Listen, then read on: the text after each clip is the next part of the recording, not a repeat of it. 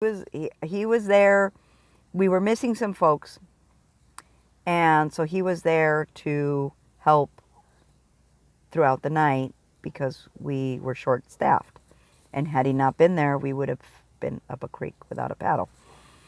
And so he was handling the side kitchen, which is the wings, sandwiches, etc. And then things really got busy because so it goes in droves. We get busy on the phone first. Our deliveries go up. Our web pickups go up. Our web deliveries go up. And then we get the in-house folks. And then in between those, we're still getting phone calls. And it's not one or two calls. It's, the phones are lit up and lit up and lit up. And the other girl that was working with me, I like her, and God said she's good people's. But she has her own path that she's got to take. And so things are moving in the right direction for her. But we have connected. We've made a friendship. And God's like, you can stay for a while. But I'm not allowed to stop her from moving forward. And so I'm helping her understand that when people try and put her down, don't take it personally. Just smile. Keep moving forward. And she's young, so it's not as easy for her as it is for me. Now that I'm older, it's a little easier to maneuver the feelings. It's like, oh, this isn't something I need to worry about. And if it was something I needed to worry about, there's the big guy. I take it to him. And then he does what he does and things work out. And sometimes they work out better than I expected. And sometimes they work out exactly I thought they would. And it's okay because I've learned that he allows for certain things to happen at a certain time. And that time is on his time. And so that's when I got the confirmation. So the young lady that I was working with on Monday was sent because there is a stir in the tribal land. She's Indian. She's not Hopi, but she's Navajo. And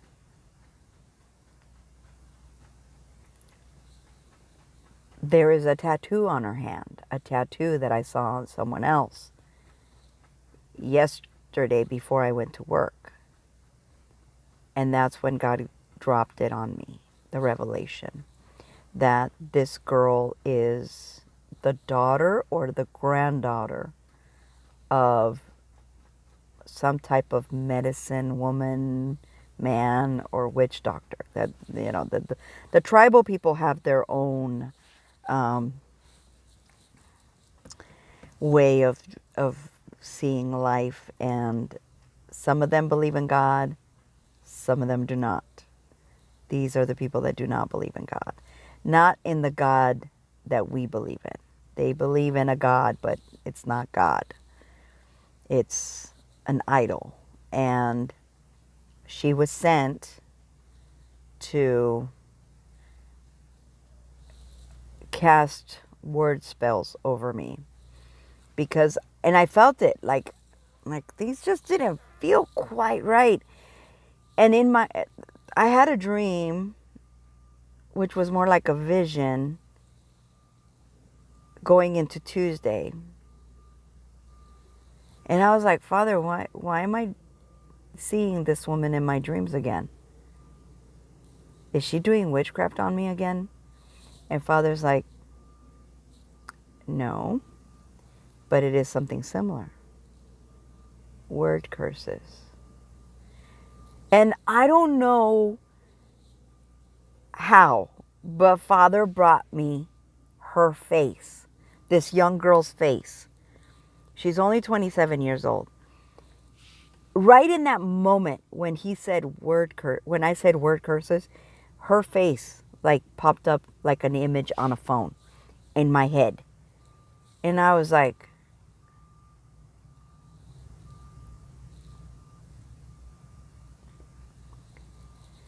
okay. So I immediately prayed over myself and I prayed over my mind. And today I work with her again. So before I go to work, I have to pray. And I ask, for those of you that are watching, for you to pray with me, that God protects my mind, protects my ears, protects my eyes, protects my heart from word curses being spoken over me, and preventing them from being successful. This isn't a battle that we're going to win in one day. God can win it in one day, but we have to take strides. And this is why my union with my husband is now imperative, because I am now being sought after. Like, they're coming to me. It's no longer I happen upon these places and they have spirits on them. See, before, God was driving me where I needed to go. Now, they're searching me out. And I think this is why God wanted me to share this part, because you guys need to be aware that there's going to come a point in your walk. There is going to come a point in your path that you no longer have to go searching for the spirits. They're going to come searching for you. And you have to be able to discern what is going on, why you're not feeling 100%. And I know, Tara, you mentioned the other day or yesterday you posted a video about you being sick and then getting better and then feeling sick again, and you had gone through it 5 times. God is leading me to ask you to think about who was in your vicinity when you got sick. Not your son, because, he's an innocent. But who were you around during that time? Who did you speak to over the phone? Hey, hey, hey, hey, hey, hey. Around that time. Sorry, buddy. There's a dog outside and my doggy wanted to go play. Who were you around during that time? And he said, because you need to pray. You need to pray for protection. You need to pray that that individual opens their eyes and sees God and hears God. If he hasn't already clarified to you about that, because now we've moved into a different area of our environment. And while the world still looks the same to our eyes, in the spirit, it is no longer the same. And those spirits can see that we are no longer the same. And they understand that we are evolving and elevating because God is bringing us out of the darkness and into the light. And this goes back to the reason that God had led me to make this video. So my car, all of a sudden, yesterday it was fine, but God had already told me yesterday, you need to buy radiator fluid. And I'm like, okay. And he had me buy wipers. I'm like, why am I buying wipers in the winter? It doesn't rain here in the winter. And he goes, do you see the clouds? Yeah. He goes, it's going to happen without warning. You need to be prepared. My windshield wipers that were on the car had made it through an entire 10 months in California and made it through the rainy season here for monsoon. And then they fell apart. Like they started flapping around, and when they come off the blade, and they were just completely destroyed. And I looked at when that happened, I asked God, I'm like, what is that? Like, they're brand new. Like, they shouldn't have done that. And he goes, yeah. So Lucifer will take any weakness and exploit it. And so he knows that my radiator has a leak in it, and he exploits it. So yesterday, God told me that I was going to need to buy radiator fluid, but at the time, I only had enough for, well, I was only willing to spend enough for the wiper blades. And so I began to run down the cost to God, and I said, okay, if you want me to go and you want me to stay in a Motel 6 in this place, I said, I need money for gas to get there, money for gas to get back. I need food money. I need money for the hotel. And I said, I can cover the hotel, but everything else is, or I can cover the gas and, but everything else. And he goes, I'll take care of it. I'm like, okay. He never tells me how he's going to take care of me until he wants me to do a video. And then, okay. So, he gave me enough last night. I mean, the way people were giving me money was incredible. I say incredible, but it left me in awe because people were coming up to me and they were handing me the money and saying, this is for you. This is for you. Without them saying, God said to give this to you, I knew that's what was happening because of the money, the amount of the money they were giving me. They were giving me $5 and $7. $5, $7, $5, $7. And I'm like, why am I getting so many set? Because God's grace is complete. That's what he told me when I went, why are they giving me? I didn't even get to finish the sentence, and he goes, God's grace is complete. Okay. And he told me, so he told me this on Monday. He said, you have 3 days before you have to go. I'm like, 3 days? But that means I'm going to be leaving after work on Thursday. He goes, yeah. He told me I have to buy a blanket.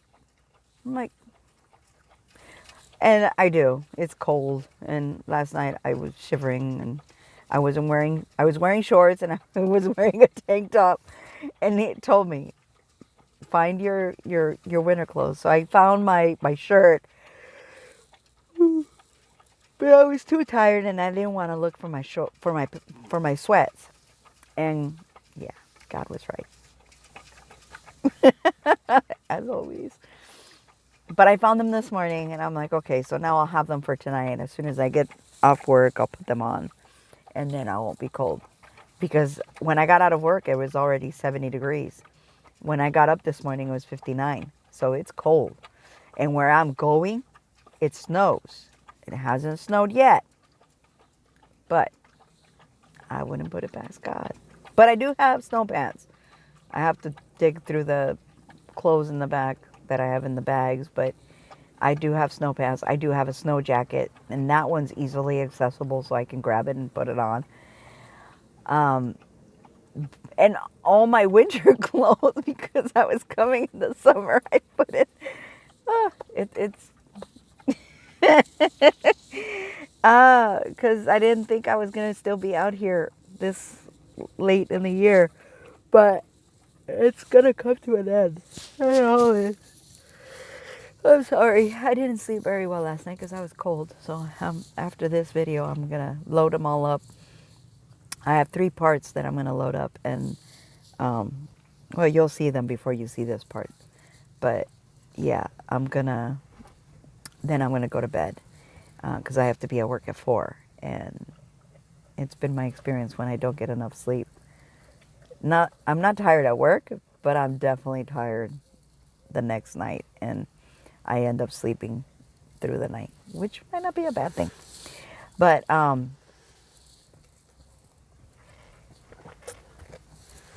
So, back to the reason for these videos. Tara mentioned in her video where she was dealing with this sickness. And then when she finally thought about praying to remove the sickness, it reminded me about the fact that this woman was speaking word curses over me. And I didn't even, not that I didn't recognize it, but I didn't notice that I would pull away from her. Like my spirit was like, mm-mm. But I wasn't praying against what she was saying or the words that she, like, I started to think back after I prayed. I started to think back on all the things that she was saying and everything she was saying. And I'm like, wow, why does that have such a smell of me? Like, why does it sound so much like what the woman that raised me was doing to me? And God said, because they all have a small coven. They all know, they can see what others have done and they can exploit those. And I was like, I understand. So even if she doesn't have a bad relationship with her mother, she knows that I might. And she could have gotten that information from talking to the other girls. And they could, or listening to them. She doesn't care about how she looks. She doesn't care about anything because she has, okay, all right. So she's there to try and pollute me. Because, and it's interesting because people don't think that I'm walking with God. They think I'm a witch.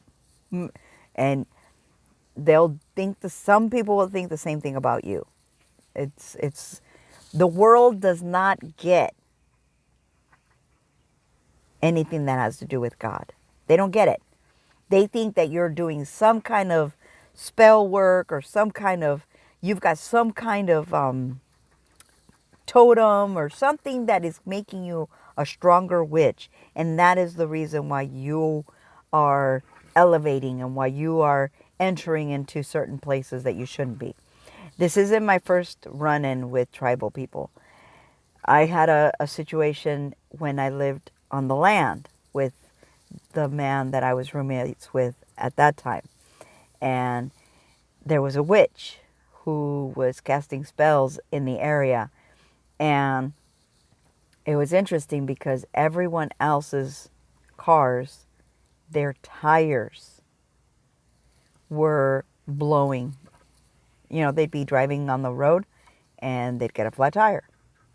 They'd be driving down another road and they'd get another flat tire. She only got one flat tire out of my car. And that was because she got help from Lucifer. And he tried to take me out because I had seen the witchcraft on our land, the land that we were buying. And I saw the witchcraft that she tried to do. But before we left, God had already had me pray over my car. And she had me anoint it with holy oil because, you know, he had me do those things in preparation. And I did them obediently, not knowing why I was doing it. Other than I was trying to be, you know, I was trying to be obedient. He said, do this. I said, okay. I do that. Okay. And I kid you not, I saw writing on my truck. And I was like, Father, what is that? And he's like, witchcraft. And he goes, now I want you to go inside and I want you to grab some olive oil. Because he had me buy, it's called Pompeii oil. It's the one I buy. That's what he's been leading me to buy since I started buying oil. Something about the olives in that oil. If he leads you to buy a different oil, buy the different oil. This is how he's led me. That's why I am buying it. And I will anoint everything. I will anoint rooms. I don't anoint hotel rooms because it's a transient space and it no one lives there that is going to care for it. But he will have me come back to the same room over and over and over again. And he'll have me pray and pray and pray and pray. Now, because I've been doing this enough and I've been going through this long enough, I know that he's having me pray because there's a spirit. There's a spirit there. There's a spirit that is holding on or holding back his children that are in that area. This Motel 6 that I've been going to since I've been here has had a nasty spirit over it. In fact, it was overrun by homeless people. And not all homeless people are bad, but some homeless people are have such evil spirits on them that it's not because they don't know God. It's not because they don't know who God is. It's because they've chosen to walk with that spirit.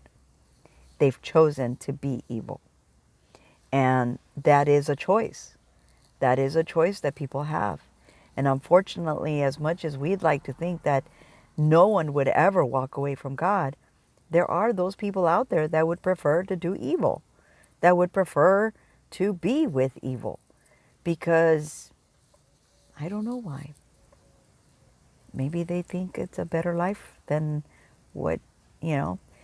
Why do people gravitate towards one hero versus another? You know, a perfect example is the movie Karate Kid. I mean, everybody thought Johnny was the bad kid and that Danny was the good kid. But then there's those that think that Johnny was the better kid because he was being bullied and he was being... And so we don't understand how people think. So it is not us that needs to worry about why they're doing the things that they're doing. Our job is only to show love. Our job is only to show them the light and show them what could be and let them figure it out for themselves. And let God be God. God can say why they're being bad, why they're being good. That's not our job. Our job is just to show love. And so when I first went there, there was never any rooms available. It was always booked. And I was like, what the heck? You can't tell me that these people are making that much money that they're able to reserve a room every night. Like, even if they're doing... But what they were doing was they were selling drugs there. They were doing all kinds of illegal business. It was basically used for transient sexual favors and, you know, other inappropriate things. And when I started arriving there, shortly thereafter, police started showing up. And so now we're back to... Remember when I talked about the state troopers being in the place where I work, and God saying that there was a changing of the guard and that I needed to have protection from the state troopers? My trip is going to be going through the state to another place. So these state troopers God was showing me through these state troopers that they were in agreement with my protection detail. They're not going to pull me over. They're not going to harass me. They are just going to ensure that I'm protected. That any danger that is in the vicinity is removed before I arrive. God has gone before me. God has made my path straight. He's made my path safe. He has protection along the way, and I have nothing to fear.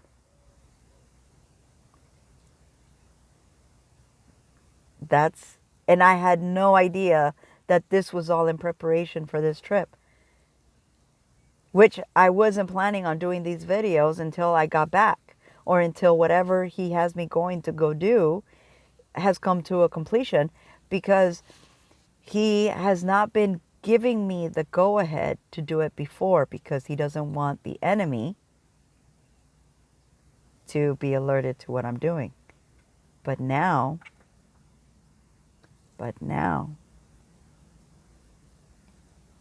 he's coming out and saying, I dare you. I dare you to come against my daughter. That's why he's having me come on here. Because he's daring Lucifer to try something against me, to try against my life. I'm not saying this. I was there when my tire blew out at 75 miles an hour.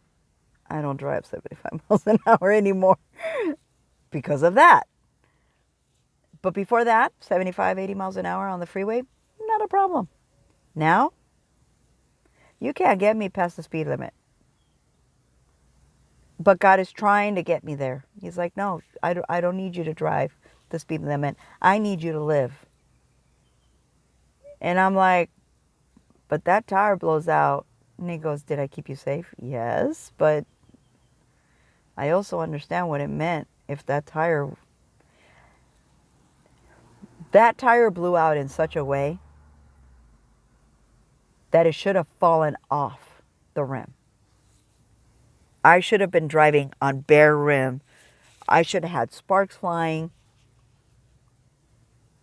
But that tire, instead of blowing out and away from the rim, it blew into the rim, hugging it. And I was able to pull off to the side of the road with the tire still on the rim. When the man came to help me change out my tire to my spare tire so that I could get to a place where I can get the tire fixed or replaced, when he saw the tire, he's like, how did you not roll over? At 75 miles an hour, that blowout would have rolled you. I said, by the grace of God. And so, God has me here to ask for support, financial and in prayer, that my travel to this location that I'm going to be safe. And to ask financially that you help me so that I can arrive safely and stay in a hotel and buy a blanket and have gas. Whatever you can give will be greatly appreciated. May God bless you and give you back tenfold what you sow into me. In the name of my Lord Jesus, amen.